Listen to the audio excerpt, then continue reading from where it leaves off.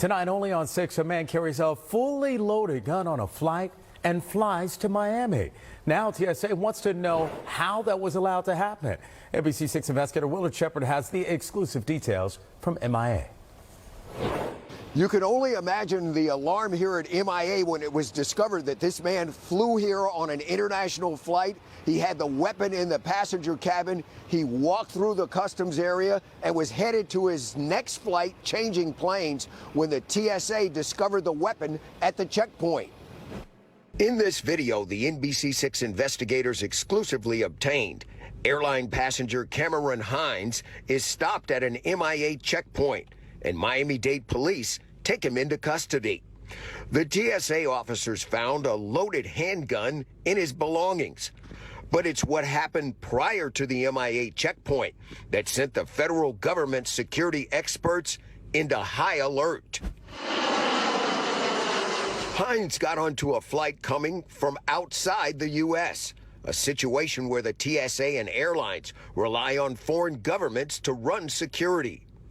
Hines made his journey from Bridgetown, Barbados to Miami on American Airlines Flight 1089.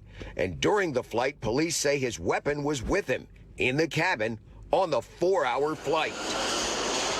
The firearm, a Ruger, that's similar to this one.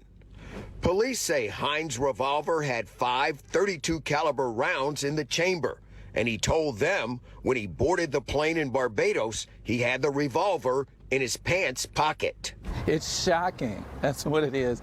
Retired American Airlines Captain Jay Rollins says what Hines was able to do runs against everything done to protect America after 9/11. That's what the whole thing is set up for, to catch guns. So not only a gun, but a loaded gun, obviously a weapon in the cockpit or in the airplane anywhere is a grave danger to everyone on board. It could have been used for far worse, as 9/11 teaches us. And then in terms of the aircraft, even if it went off accidentally, there's so many things that it could hit that could damage. Some of them could disable the aircraft. The TSA notified Barbados that Hines carried a gun on a flight that took off from Grantley Adams International. We understand the danger in allowing things like this to happen. And sadly, this is one of those unfortunate situations. Naval Greenwich, Barbados' top official in Miami, spoke to us about the findings of his government's probe. The gentleman was searched. He was pat down. He was scanned. But apparently the firearm seemed to have been under a laptop. And I think that's where the blunder came, because the officer who would have been reviewing his bag or checking the luggage should have taken that laptop out or had him take the laptop out, which is customary for the TSA. Greenwich says screeners are being retrained. Because all steps are being taken now to ensure that there is no repeat. Hines was taken to the Miami-Dade lockup and charged with violating Florida law, carrying a concealed weapon, a felony.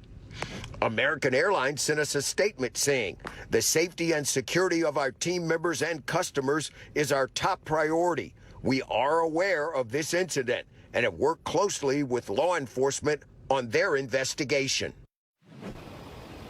Hines has entered a not guilty plea to the charge, and a court hearing is set for Friday.